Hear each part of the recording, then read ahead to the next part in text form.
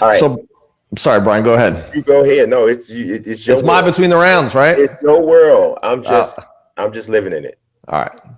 So, I'm of course during quarantine, a lot of time to think, a lot of time to read, and one thing just popped out in my mind recently, and not that it's been something that hasn't been there, but for me, it's just glaringly obvious when I'm watching all these fighters call each other out. I'm watching fighters on social media talk about who they want to fight, who they're going to beat.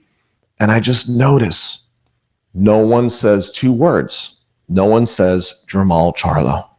Nobody wants to fight Jermall Charlo. Not only do I think he's the boogeyman of the middleweight division, I honestly believe he's the boogeyman of all the boxing right now. I just never hear someone stand up and say, that's the fight I want. That's the title I want to go after. And I just, I can't understand with all of this talent at the middleweight division, where we have, still Canelo considered a middleweight, even if he fought at a catchweight, and Triple G and Andrade, and a lot of competition there, right? Mm-hmm. Why is nobody calling out Jermall Charlo? I'm convinced at this point that there are very few people in boxing that want to fight him. Well, as you're saying that, Peter, and obviously I'm going to talk about this in the championship rounds, but as you're saying that, if anybody is familiar with the Birdman gif of him going like this, just with anticipation, this is how I am to talk about that subject. I'm rubbing the hands together. And if anybody knows me and the previous things that I've said about the Charlos, you already know where I'm going. So I can't wait to get into that. But let's go into round 2 for right now. Do you agree with me? I do agree with you. Okay. And I have been saying this for as long as I can remember. First and foremost, I'm going to go out and I'm going to come out boldly state, I believe that the Charlo twins have been the most under promoted guys that I can think of. I just want to lay out a scenario. Look at this. The Charlos are identical twins who are world champions, who are both upper echelon fighters who neither shy away from a microphone, exude confidence, have the kind of presentation that is easy to draw in a following. Yet they have all of these things going for them, but somehow they're not a household name. And I think it's not because of anything that they haven't done.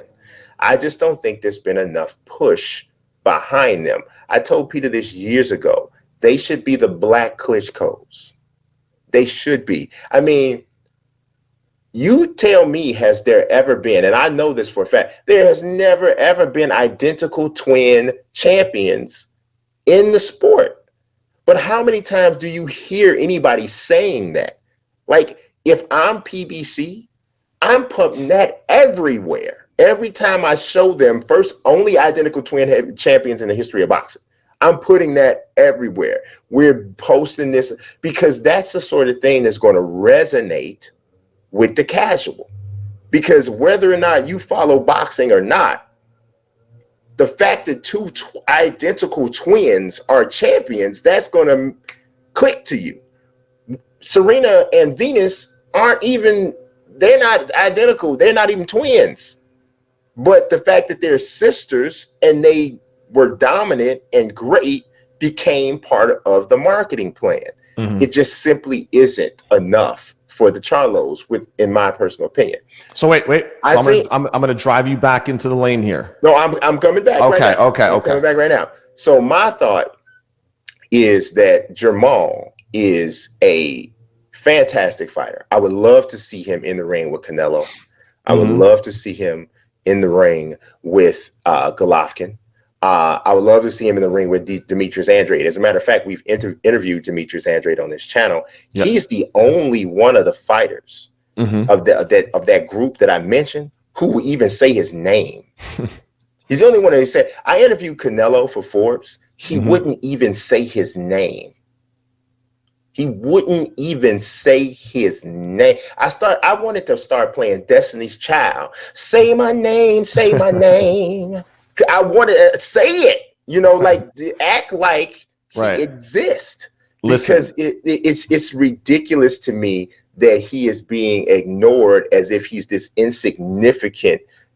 They act like he's got a secondary title. Brian.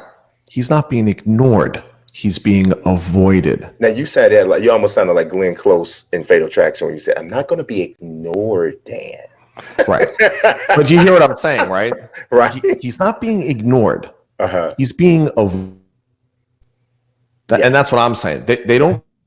His name is not in their mouth because they know the minute those words Jermall Charlo come out of their mouth. Yeah.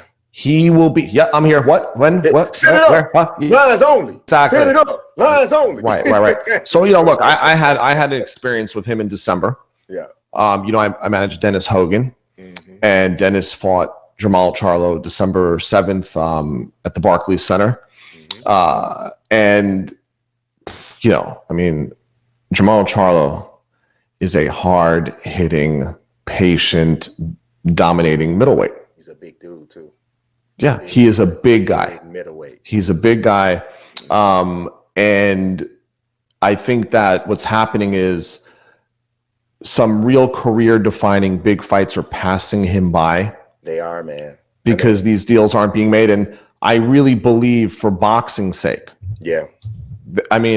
For boxing's sake, he needs to be fighting these guys. Just whatever the obstacles are, they need to find a way. Do you realize they're gonna be 30 next month? Yeah.